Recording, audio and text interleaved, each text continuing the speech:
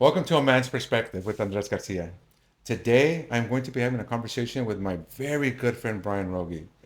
I've met Brian 10 plus years ago.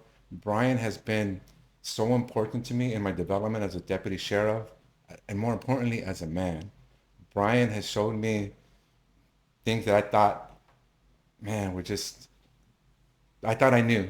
And Brian gave me a perspective that was just different than I ever thought possible.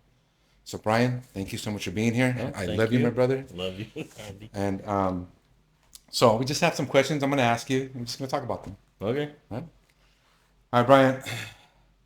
What motivated you to join law enforcement, and how did your career evolve over time? Oh, I love that question. Uh, one of my oldest friends, Don Hall, and I were sitting at his house one day, and I was telling him how I wasn't doing so well in college. I thought I had wanted to be an accountant like a couple of our friends, and I was getting passing grades, C's, in my college courses. But I was telling Don, you're not gonna make a lot of money. You're not gonna have a good job as an accountant making C's, and that I just really wasn't feeling it. I wasn't Uh, inspired. And he said, "Well, why don't you become a policeman like me?" And I instantaneously got excited. It, I think, in retrospect, it was the idea of continuing my life with my friends, with people I had things in common with, people who I enjoyed being around, who enjoyed being around me. And that's kind of how I got started. And then once we got into the application process, we found out another childhood friend of ours was doing the same thing, Ron. And then he and I would continue on, and we both got on, Ron and we both got on the sheriff's department. Don would eventually go into property management. He went down a different path, but we all remained friends, and we're yeah. still friends today. So that's kind of how I got started. So, and I don't remember the second half of Second that part was question. how did your career evolve over time? But more importantly, people don't do that anymore. You said right now you said you wanted to be with your friends. Everybody right now is just when they're going through their college or whatever life path, they're focused on money and not so much being around friends and family. Not so much being around that support structure anymore. Yeah, I thank Don for that often. Probably not often enough. Um, that was very important to me, and I think as my life continued, it would become more obvious to me why that was more important. Um, I the world's gotten larger, especially in the Western world. I think we're geared towards, okay, you got to do certain things in a certain way and at a certain time, and I think we go more towards that. But when Don said that, and that was something Don and I wasn't gonna have to go through it alone. Is part of it. Yeah, yeah, I wasn't gonna have to do it by myself. Um, I think, and new things are always frightening, especially as an individual. Don and I had played football together. Ron played, we were crosstown rivals, but we had always played sports together. We were childhood friends in elementary school. We played together. yeah. Every single recess we were out there. And if we fought, we fought, and the next day it was over. But That's another interesting. Nobody fights anymore. There's well, no physical confrontation anymore, maybe I don't. I don't. Is that a good thing? I don't know. But unless you're drunk. yeah, as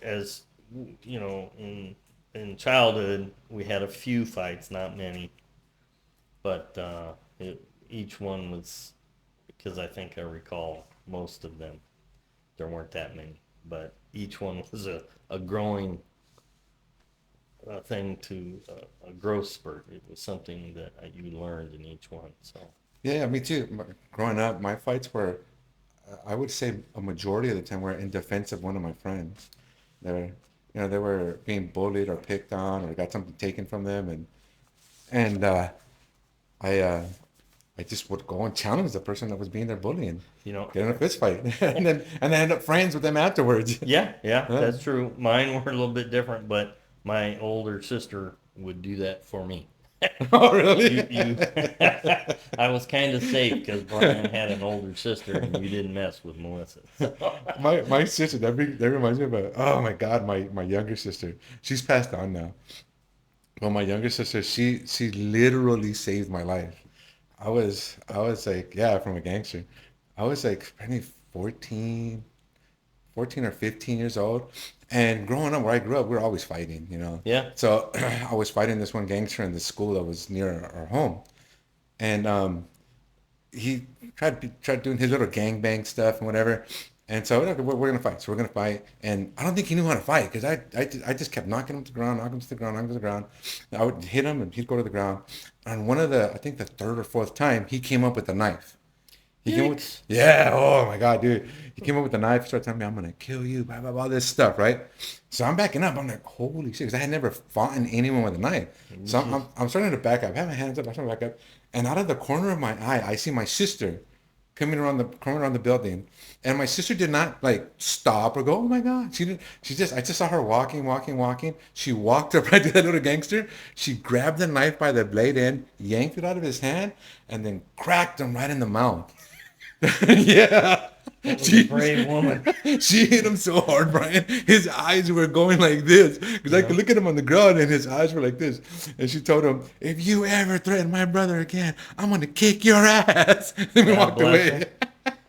But yeah. My sister was so badass, dude. And then what was crazy when we got around the corner? Hey, let me see your hand. Let me see your hand. Not a single cut. Not a single cut. Amazing. She grabbed. I don't know how she grabbed that blade, or maybe she had steel on the palm of her hand, but not a single cut. And she decked that dude. She decked him good. Meant to be. Good for her. Yeah. God bless her. Yeah. Yeah. So that was so I had a protector too, and my sister. Yeah, we all owe a debt of gratitude, if not a great deal more, to Oh my our God. siblings. Yeah. And Absolutely. I especially. So Yeah, me too. I'm telling you, I owe my life. I yeah, don't know how I would have handled that. I don't know if he would have cut me, if he wanted to. It was just a threat. I had no idea, but I just remember being extremely scared. So, yeah, I can't imagine that one. That one is frightening.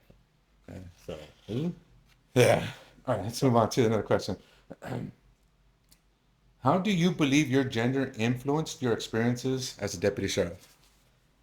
I didn't really think about that much in the beginning, but when I got a little older and a little wiser, my oldest sister had applied for LAPD. Oh, wow, I didn't know And in it's in the mid to late 70s. Mary is like 10 years older than me, and she didn't make it. I think she didn't get over the wall the first time. that. Yeah. But instead of telling her, you know what, go home, practice, It's just a technique to get over yeah, the wall. Yeah. yeah, and do because she was not an athlete in high school, but she was very athletic. I had tried running away from her on my bike once She and got found that she could run a block and a half to catch me like nothing. So and we had this thing going on called the Bowman Decree, where a woman had tested for sergeant and they weren't going to promote her, and the department was being unfair, and that's when it came to my light that being male made life a bit easier. Especially in the law enforcement world. Yeah, in a male dominated profession, especially. And I always wondered, what my sister's life would have been like. I've mentioned this to her, but we never really discussed it. And it's a two-pronged vision, because on one side you're like, wow, my sister's life would have been totally different, but I never had an at-length conversation with a woman who had gotten into law enforcement, in the early days, because I don't know what their life would have been like. I know what, you and I kind of went through Yeah, yeah, yeah. to get hired, and the silliness we imposed upon ourselves, and Yeah. and that imposed by others, and but before us, I don't know what her life would have been, and part of that scares me, because whatever our expectations was of ourselves and others of us, it would have been worse for them. Oh, absolutely. And I think a lot of people like we've heard in the world, not only through gender, but race, there was a lot going on, and I feel a little bit sad that she never got the opportunity, but I feel a little bit happy Yeah. too, because the stuff that was going on then was not nice. I'm sure. Yeah. I'm sure there were some great things, and there were a lot of great people that came through it, and very strong people. But if you weren't one of those, you probably got more worse for the wear. So, Yeah, things were um, definitely. I mean, not having experience, I yeah, don't know, but I think just looking back and hearing, like, reading some of the old stories, like, it must have been super tough to be like a minority or a or, woman. or Imagine in the the ridiculous 70s. stuff you might have had to put up with, and Yeah. when I got on, that was one thing. We had a field interview card, FIR, and it was in triplicate because it was carbonized. And the Wow, really? description, yeah, and in Oh, the that's on just the a yellow back, card, yeah. the descriptions of some of the things, the words were kind of antiquated, even in the 80s. I'm all like, I've never even used that word in my life, and I barely knew what it was Yeah. because I had to look at one of them, and I'm all like, is that what I think I'm reading?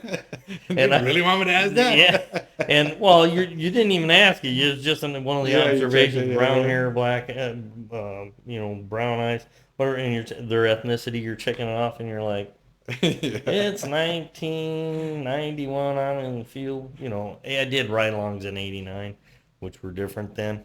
And you're looking at this FIR, and you're like, that's pretty old language. Yeah.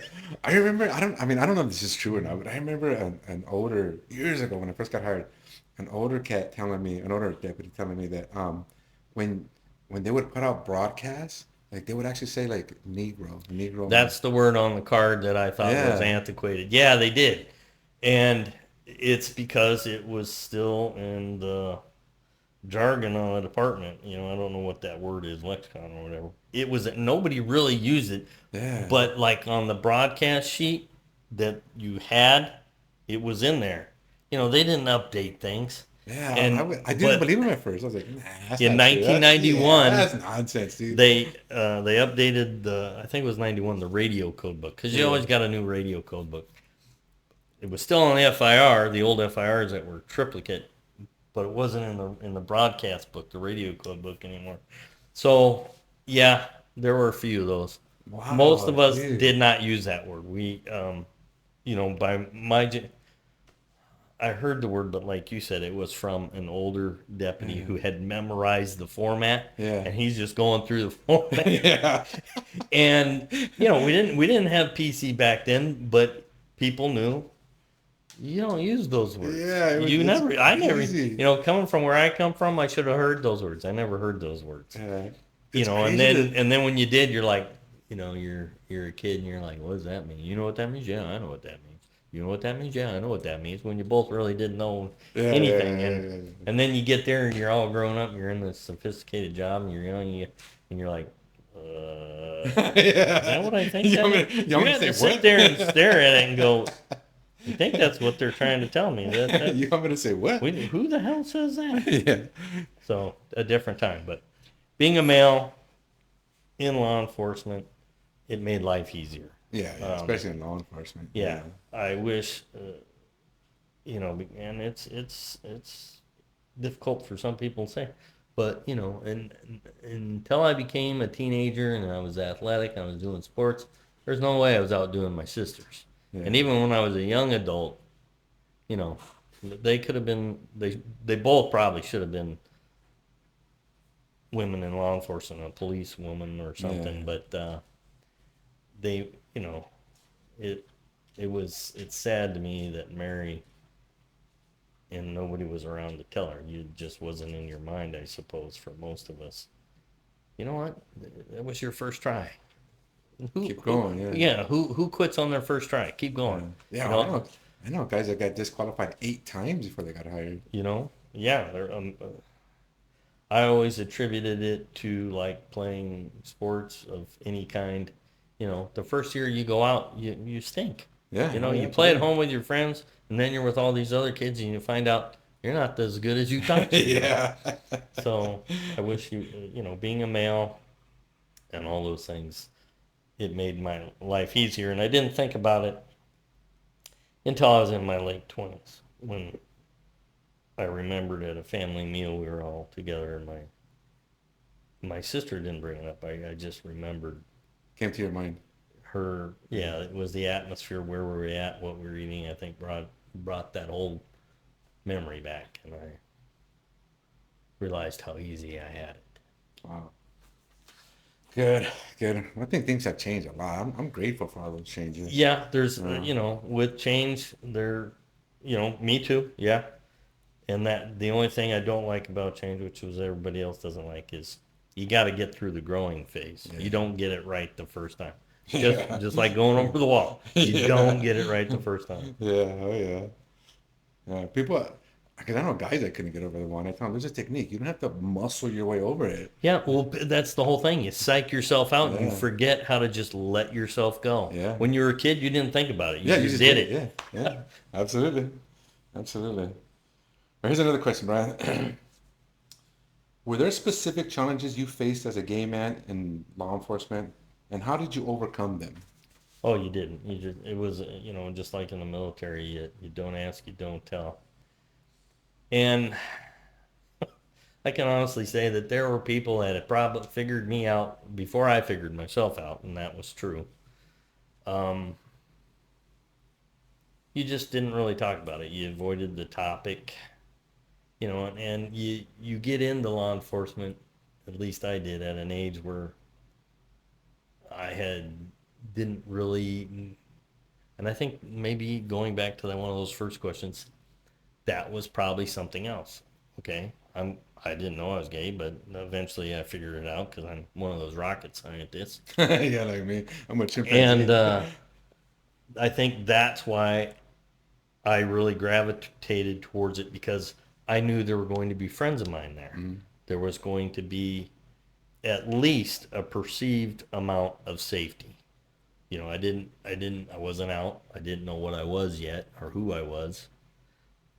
And I had friends there. So, and this is a new thought, there may have been a great deal of satisfaction in knowing if I'm going to be rejected, at least they'll know me and I'll know them. Yeah, yeah, And yeah. it was something new. It was something I didn't read about, didn't know about, didn't think about. That wasn't my childhood. That wasn't my teenage years. That wasn't my earliest years in college. Um, I grew up like a lot of people. You worked for the family business. You went to school and you went to work again. You came home, you got up, you ate, you went to work. That's all you did. You didn't have time to think about these things. I didn't. I didn't have time to sit and listen to the radio. Although I do remember on MTV watching the very first video, that video killed the radio star.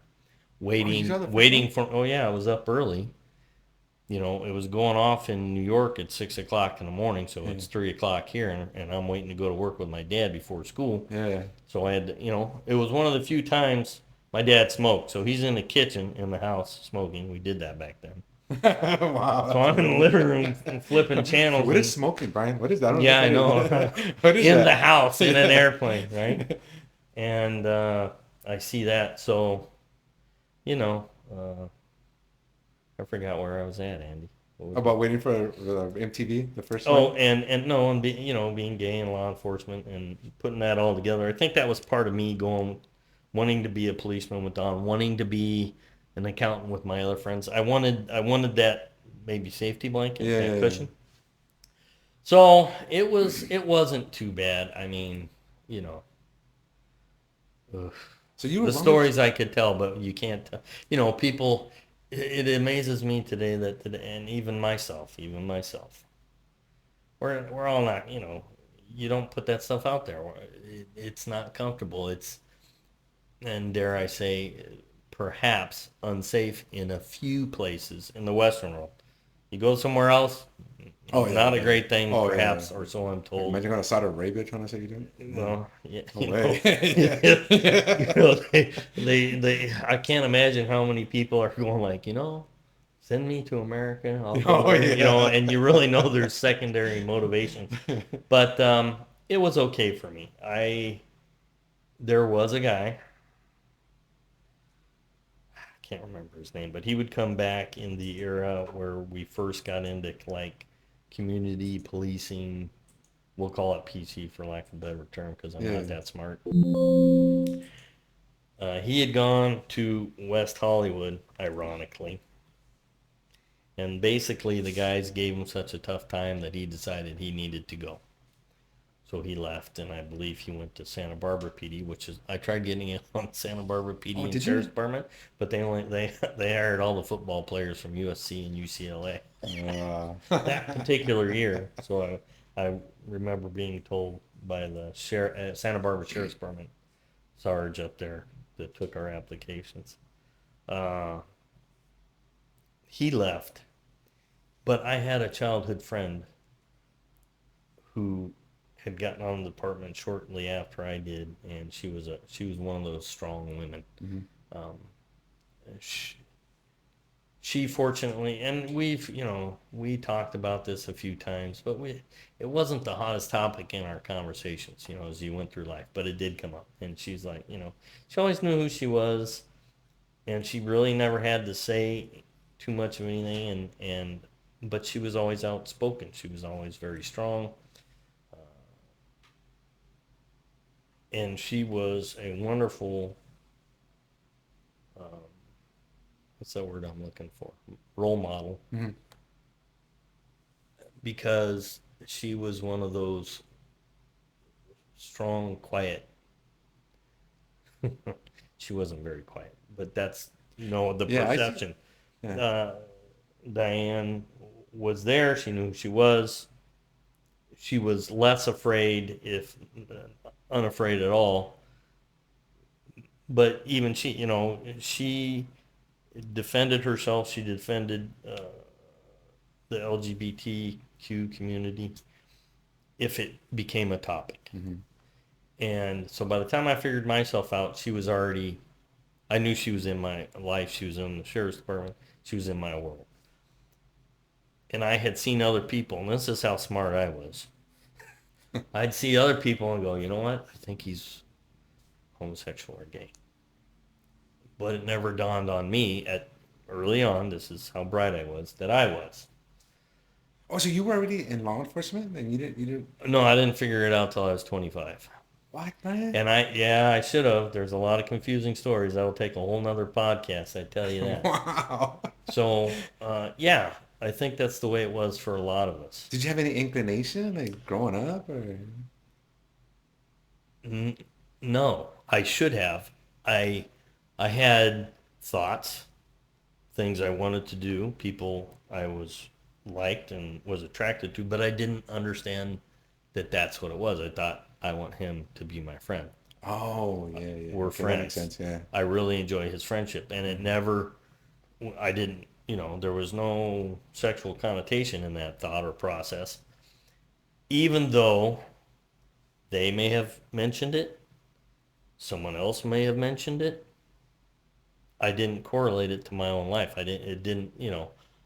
Like I said, when I grew up just up the road, and where I was at, and where I grew up, we all did pretty much the same thing. Yeah, yeah. You went to school, you went to work if for the family. If you didn't have that, you went and got a job so you could afford whatever it was you wanted because your parents weren't going to buy it for you. That's not the way the world worked. That's not what you were supposed to do. And so I think most people who I grew up with, many, not all, were not into the social aspect of their life. You weren't into looking for a girlfriend or a boyfriend. You were doing the things you needed to do.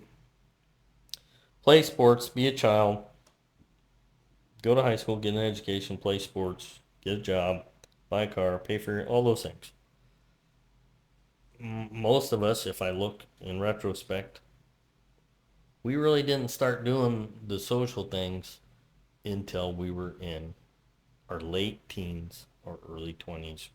And Wow. for some of us, mid 20s, because we didn't really know, and there wasn't a lot in society to draw perspective from. There were a few shows where I believe they intentionally had the person who would have given you the idea that they could have been homosexual if you knew what that word was, gay, Yeah, yeah, whatever yeah. it was, you didn't, it wasn't there. It wasn't like, hey, by the way, or this character is. You didn't see that. You didn't have that. It wasn't in your life. So you didn't, me, I didn't have anything to draw from. And, you know, I'm so smart. I didn't know there was a gay bar, 5 miles down the road Yeah, yeah, yeah. that started in 1985. That's I something wouldn't interesting. know until I was in my 30s. God, I was such a brickhead. You know, uh, Rudy Delamore had started a, a dinner club there. That's a bit of history for the locals, but it's gone now. But anyways, I didn't have any perspective to draw from. So it was fairly easy. A few people would ask me questions, but nobody ever really tried to get into my personal space. We didn't do that. We were all there to work. Yeah, yeah, yeah. Some of us would hang out. I just wasn't a social butterfly, and that was probably a good safety net for the time.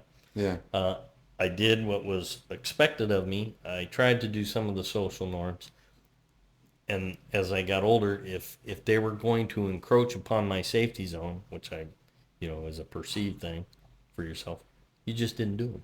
You did something else. Somebody asked. I remember at one point in time, a guy I was working with asked me if I was dating anybody. I said, yeah, just met him not too long ago. Mm. Okay, he would say, how is she or something like that, and I would just say, oh, they're good. I Yeah, yeah, wouldn't yeah. I wouldn't get gender specific. I do remember one conversation about that, but I didn't have many of them. When you're someone like me, you probably put off a certain energy, a certain vibe, or whatever, or you do certain things, and other people pick up on it, or whatever your indications are, and they go, okay, that's somebody you don't do that with. And I believe that's what I was doing. I think that was my safety zone. Yeah, when I first met you, I thought you were very like a strong masculine man, because you were I so am, damn it. What are you vocal. trying to say? But that was my perception of you. Like, no one messed with Watch Deputy Rogie, because you were so strong and you were so confrontational. You were so it was just like you were like that pillar of masculinity at the station for all of us. Boy, I guess it, and that's the world thing, and that's where I could tell stories. There's as you go through your life and you see things, especially as you get into law enforcement, where you begin to pick up on body language, language Yeah, that's true. use, Yeah, yeah, all that good stuff. You're like, oh, but you discover that those people are not at the same place you are. So if you're going to be considerate and conscientious, you're going to leave them alone to let them figure out their own life, even though you may not totally agree with it, what they're doing, but you got to leave them alone because yeah, they got yeah, to yeah. do their own thing. But I'm just like anybody else. I was raised by my parents, who were both very strong people, both Depression era people.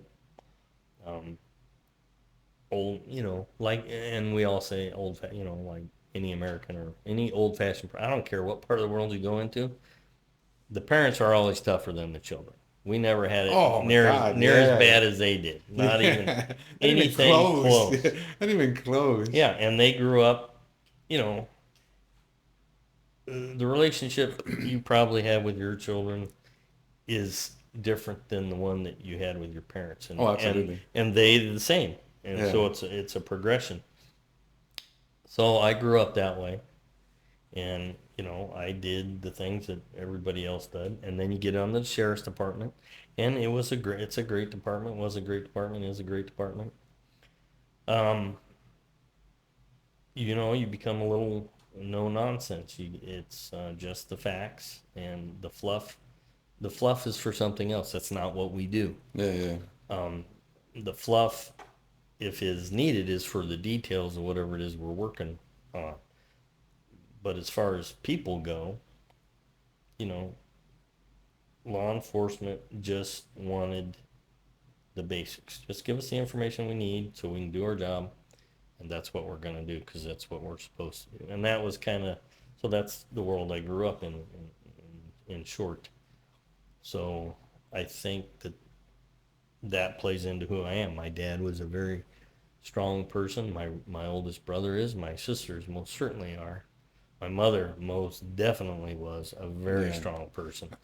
Um, and my friends were all products of the same, most of the same thing. My parents were a little bit older, but still, most of my friends and the people I know came from good, strong stock and have good, strong character. And that's, you saw me, you saw yourself in me, and I saw myself in you. You know, you were always a very strong person, but better. You were sincere. You were civil. Nice is the word we use. And you allowed people to be themselves around you, and that was immediately perceivable. You know, you could see that almost a mile away. Oh, Brian, So you're touching my that's, heart, bro. you know, Dude, no one's ever told me that. well, it's true. I think if you could sit somebody down and have a conversation with them like we are now, that they would tell you the same thing, if not in the exact same words, in a similar fashion. So Thank you, Brian. you're welcome. It's true. It's easy. Yeah, going back to about the parents thing. Yeah, I often tell my friends, man, we could never survive what our parents survived, and let alone what our grandparents survived. Oh my We'd God. be dead. We could never survive any of that stuff. They had no luxury in their life at all. Yeah, my No. my my mom worked full time, went to school full time, would pick up side jobs. It's like, man, we could not do that, man. My mom's I, life was just, and my and now hearing stories about my grandmother, oh my God, I would have. I tell my mom and my uncles and aunts, man, the fact that you guys are alive is a miracle. yeah, it really is. I would have broke, you know. That's the way I like to put it. If I had to have lived their lives, I probably would have broke. Oh, I know for sure I would have. You know. Things were so hard for the people that came before us. Oh, It's yes. ridiculous. All right, let me tell him another question. Did you notice any particular challenges or stigmas around mental health within the police force from a male perspective? You know, that's kind of a new thing. I don't think we would have put it that way. I think that when we got into it, everybody likes to say we're old school. It was a different mentality.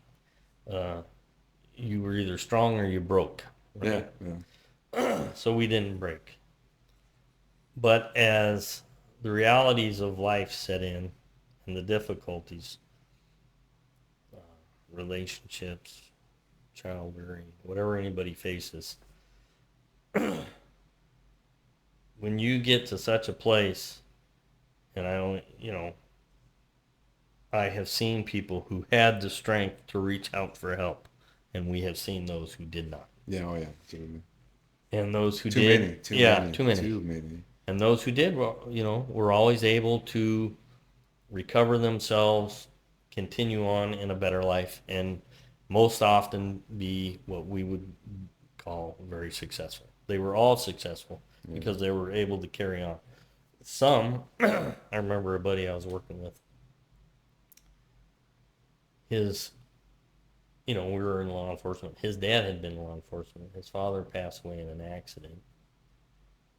And the epiphany that he had for himself was, you know, life's too short. Crazy things happen. I don't need to risk my health and, as he said it, sanity any further. And he left the profession, which, you know, I was saddened because he was a nice person, and but I remember thinking to myself, who thinks like that? yeah, Who yeah. analyzes that? You're just supposed to be like a bulldozer and keep going, right? Yeah, I tell people So we're like dogs. yeah, Just point us, and that's where we go. yeah. Do that. Okay, I'm gonna go And do that. then, you know, an acquaintance was having difficulty in his relationship. Him and his wife weren't getting along. They had some kids, and he was being the social guy on the department and stuff and doing all that, and it was taking a toll. And I would find out later he kind of disappeared for a little bit. And then I see him in a department video saying, we have psych counselors. They're a great help. Go see them. If you're having a problem, most of us will go to a bar and talk to strangers and have a drink. Yeah. Well, and he said, you don't need to do that. Go see this person, and they'll help you figure you out. And that was a home run for me because it was like, okay, you can do that. If you need that, you can do that, and it's available to you, and it works because now I've now seen it. He's flourishing. He's getting to do the job on the department that he always wanted to do, and Yeah.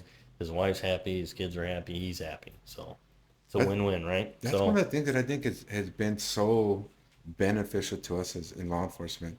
Because I remember when I first started, that transition of going to bars and drinking was just starting to die out. yeah, And yeah, it was dying out. yeah, and then now everybody started going. There was like this, like lull, like this dead period where we didn't know what to do, and then all of a sudden, Yeah, psychiatrists and briefing. Oh, we can you know. help you. All this information, and I know I've gone to them. I've gone to Oh see these yeah, things. I have called them, and luckily for me, I was able to vent on the phone, and, and the one lady, she answered, and she goes, "Well, it sounds like you're doing all right now, but here's, and they always Yeah, tell you, come yeah, see me." yeah, yeah. And, and luckily for me, I should have gone, called more. I probably should have gone more, and we probably all need to do that, Oh, absolutely. especially at a time, any difficulty. We didn't use it enough, Yeah. Oh, I and we don't. It's a understated field, you know, because we all do it. That's what drinking was. You go and tell your sorrows to your buddy or that stranger because you're so plastered at the bar, yeah, you're talking and all then you this feel a little nonsense. bit better. You Yeah, vented, yeah, right? Well, there's somebody you can go vent to who knows a little bit about what all that means, yeah, and they might tell you something like, maybe you need to reanalyze what it is you want because you know what you want, and you just need to do it. yeah, You yeah, need yeah. to, and that's where the real strength is, right?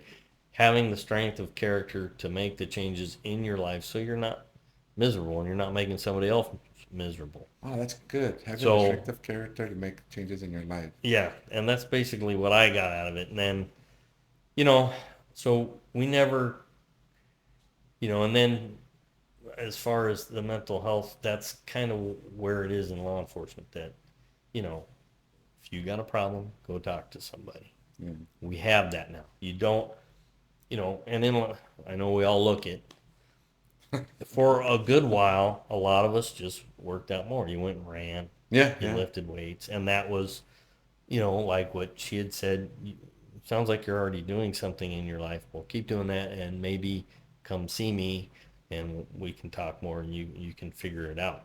And that's what she said. You can figure it out. Yeah. They're going to help you figure out you and really what you really want, where you want to go. And then you have to make those changes. And that's what I got from my buddy's video. Yeah.